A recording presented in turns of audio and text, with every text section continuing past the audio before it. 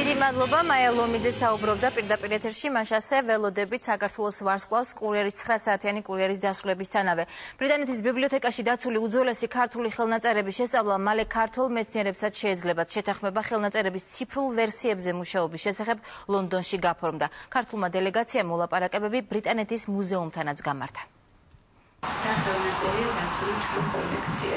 ბრიტანეთის ბიბლიოთეკაში დაცული უძველესი ხელნაწერების ციფრულ ვერსიაზე მუშაობა უახლოეს მომავალში დაიწყება. შეთანხმება ამის შესახებ საქართველოს კულტურის მინისტრსა და ბრიტანეთის ბიბლიოთეკის დირექტორს შორის შედგა.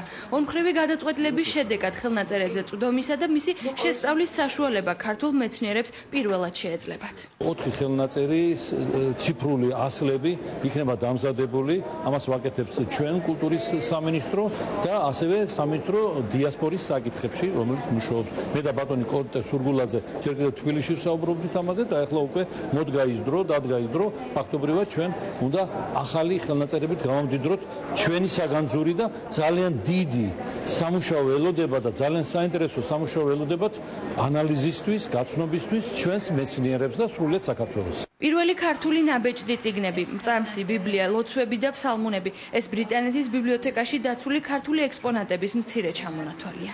უძველესი ხელნაწერი მიეკუთვნება მე-11 საუკუნეს. იგი შესრულებულია ჯვრის მონასტერში, იერუსალიმში. პირველ წყარო ამ ხელნაწერის დაკარგულია და ხელნაწერი წარმოადგენს უძველეს თარგმანს. საქართველოს კულტურისა და ძეგლთა დაცვის სამინისტროს დელეგაცია ლონდონში ვიზიტის ფარგლებში ბრიტანეთის მუზეუმსაც ესტუმრა. არსებობს მოსაზრება, რომ მე-12-მე-13 საუკუნით დათარიღებული ქეთევან-წამებულის კუთვნილი მედალიონი თავდაპირველად ჯვაროსნული ომების ერთ-ერთ მთავარ სარდალს ეკუთვნოდა და მოგვიანებით აღმოჩნდა ქართველი დედოფლის კუთვნილებაში. ტიხრული მინანქრით შემკული მედალიონის ერთ მხარეს წმინდა დემეტრია გამოსახული, მეორე მხარეს კი წმინდა გიორგი. მედალიონი იხსნება, შიგნით კი სხვადასხვა ეპოქის წმინდა ნაწილები ინახება.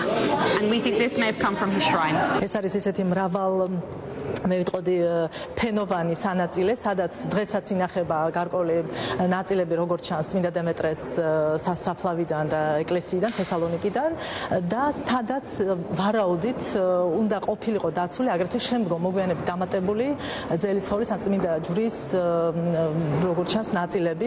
სამინისტროსა და მუზეუმის წარმომადგენლებს შორის მომავალი თანამშრომლობის შესახებ შეთანხმება შედგა, რომლის ფარგლებშიც ბრიტანეთის მუზეუმში ქართველი სპეციალისტების გადამზადება მოხდება.